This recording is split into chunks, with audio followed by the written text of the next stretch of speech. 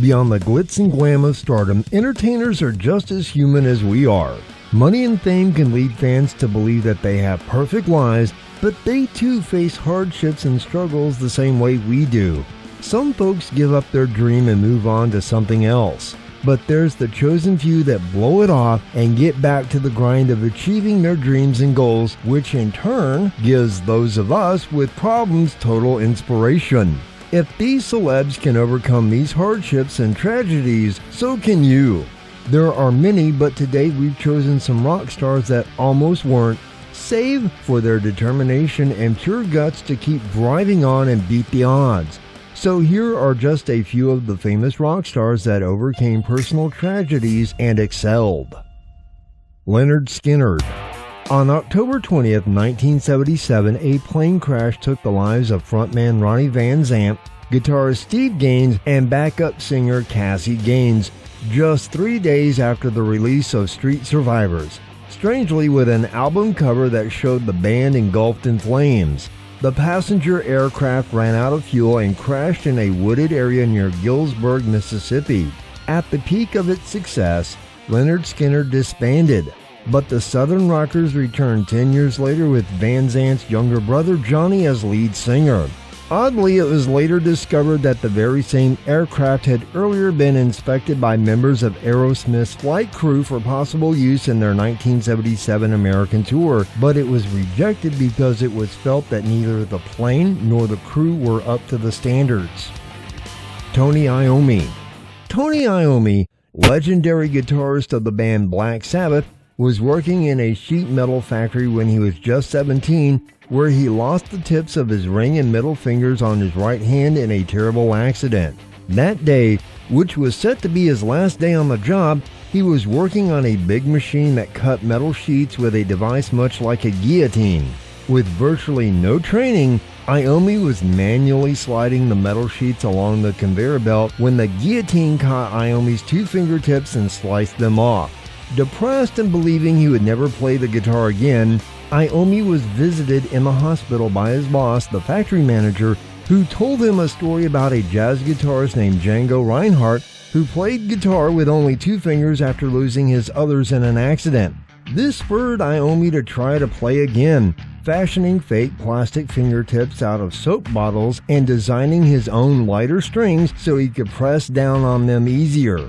While the lighter strings and the looser tuning made it easier for Iommi to play, it also gave his guitar a heavier sound, pioneering an entirely totally new version of rock and roll called heavy metal.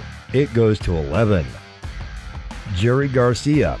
Any deadhead worth his weight knows that guitarist Jerry Garcia was missing his right middle finger, but many believe that Garcia had cut off his own finger as a way to avoid the draft. Not true. Jerry lost his finger in a childhood mishap when his older brother Tiff accidentally axed off his finger while they were chopping firewood at a campground. Sadly, the finger was forgotten at the site when his parents raced him to the hospital. Garcia was philosophical about the experience, stating, "For me, the traumatic part of it was after the doctor amputated it, I had this big cast and bandages on it, and I thought for sure my finger was under there. I just knew it was. And that was the worst part, when the bandage came off. Oh my gosh, my finger's gone." But after that it was okay because as a kid, if you have a few little things that make you different, it's a good score. So I got a lot of mileage out of having a missing finger when I was a kid. Leslie West. Leslie West of Mountain suffered from type 2 diabetes for a long time, eventually leading to complications that required him to have the lower half of his right leg amputated. In June 2011, while flying to Mississippi for a show, West's leg began to swell and his foot went numb. It was decided that his leg needed to be amputated. The doctors tried for 2 days to save it to no avail. The decision to amputate was one that was necessary to save his life as the infection was spreading throughout his body, said his wife Jenny West. After the amputation, West began playing shows in a wheelchair. A trooper all the way. Rick Allen. Rick Allen of Def Leppard has a miraculous fairy tale ending to his story of losing an arm. Allen, the band's drummer, lost control of his Corvette on New Year's Eve in 1984 and crashed into a stone wall near his home in Sheffield, England. He was thrown from the car through the sunroof and his left arm was torn off. Initially, the arm was reattached, but infection caused it to be amputated. Alan says, coming round in the hospital after my accident, I was told that I would be there for at least 6 months, but I had a lot of visitors, including Mutt Lang, our producer, who lit a fire under my ass, and some Hare Krishnas who brought some really healthy food each day. In the end, I left within a month. Just 20 months after the accident, Alan rejoined his bandmates at the Monsters of Rock Festival at the Castle Donington, playing a customized E-drum kit made by Pete Harley. At the show, there was a groundswell of energy from the audience when lead singer Joe Elliott introduced Alan. He says, "The roar of the crowd was so loud I burst into tears. I thought, man, if I cry on these pedals, will I get electrocuted?" 30 years on, that day remains in the top 5 moments of my life. Each time I've returned to Donington, I've realized that it saw me become a man. Ian Paice. It has been rumored and even mentioned that Paice has only one lung. In reality, the Deep Purple drummer is only missing a portion of the lower lobe of his left lung due to contracting a case of pneumonia when he was 6 years old that turned into tuberculosis. He is almost always seen wearing glasses with blue-tinted spectacle lenses. On June 14, 2016, he suffered a transient ischemic attack or mini-stroke. This led to Deep Purple canceling 2 concerts planned in Sweden that week. He said after the incident that there was no serious or permanent damage and expected to return to performing in July of that year. He added that the canceled concerts were the first Deep Purple performances of which he had forced the cancellation of since his co-founding of the band in 1968. He eventually returned to the stage with Deep Purple in Gothenburg, playing a full set list with the band but without performing his drum solo. Paul Stanley. Under all that makeup and glam, frontman Paul Stanley of Kiss was hiding a secret for many years. Born with a rare congenital ear deformity called grade 3 microtia, Stanley's outer ear was underdeveloped and he was mostly deaf in that ear. It was not until 1982, when Stanley was 30, that he had 5 surgeries to reconstruct his ear. He became good friends with his surgeon who passed away in 2017. I had nothing more than a stump on the right side of my head, and my ear canal was also closed, so I was deaf, lamented Stanley. That left me unable to tell the direction of sound and, more importantly, made it incredibly difficult for me to understand people when there was any kind of background noise or conversation. These problems would lead me to instinctively avoid social situations. Stanley chronicled his ear struggles, including the taunting and bullying from his schoolmates, in his 2014 book. Perhaps that was one of the paramount reasons for me to finally write the book, he said, of his lack of an ear and horrific childhood. The idea that I can perhaps make someone else's life a little easier or put a little bit more light on things by telling people my journey. Bruce Dickinson. Iron Maiden's literally jet-setting, up-and-atom adventuring frontman got some sobering news during a standard doctor's visit back toward the end of 2014. He had 2 cancerous tumors in his head and neck that required immediate radiation treatment and chemotherapy. Ever the trooper, Bruce announced, "I'm a firm believer in trying to maintain a positive attitude, and the encouragement from the global Maiden family meant a great deal to me.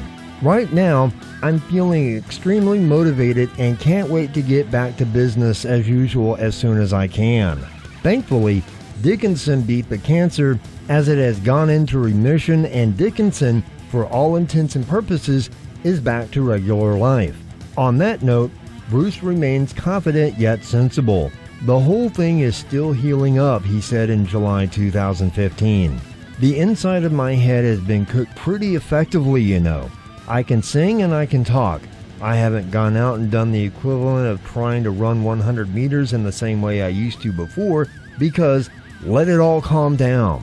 I only finished coming out of treatment 2 months ago, for gosh sakes, and the doctor said it'll take a year for you to be better. Well, we've beaten that by about 5 years so far, you know. But I'm not going to try to push things to prove a point. Vivian Campbell. Vivian Campbell has been a blazing guitar legend from his early days in the British heavy metal outfit Sweet Savage to his iconic work on Dio's monstrous succession of classic albums in the 80s. In recent years, he has also logged time as a member of Def Leppard. In 2013, Campbell revealed that he was battling Hodgkin's lymphoma. Hodgkin's has an over 80% cure rate, the 50-year-old said in a Facebook post.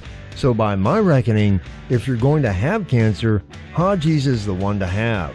Campbell also said that writing, playing, and touring figured as essential elements of his recovery. The cancer has retreated and resurged a few times, and early in 2015, it looked as though Vivian would have to sit out the 2015 Def Leppard tour. Instead, Campbell rallied, missed just 2 shows, and has been out blowing away audiences ever since. Mick Mars. Since the age of 17, Motley Crue's guitar demon Mick Mars has contended with ankylosing spondylitis, or AS, a heinous form of arthritis that fuses the bones together slowly and painfully. Amazingly, Mars has defied this miserable disease with every demonic riff, lightning solo, and nuclear strength performance. That persistence, perseverance, and sheer force of will through wild talent sort of makes Mick the metal equivalent of another icon who shares his nickname, New York Yankees luminary Mickey Mantle, who played through agony from chronic knee problems to rank as one of baseball's true larger-than-life greats.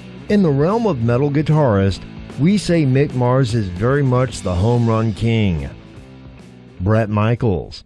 Poison frontman Bret Michaels has been open and upfront about his lifelong struggle with diabetes since the hair metal squadron's mid-80s breakthrough.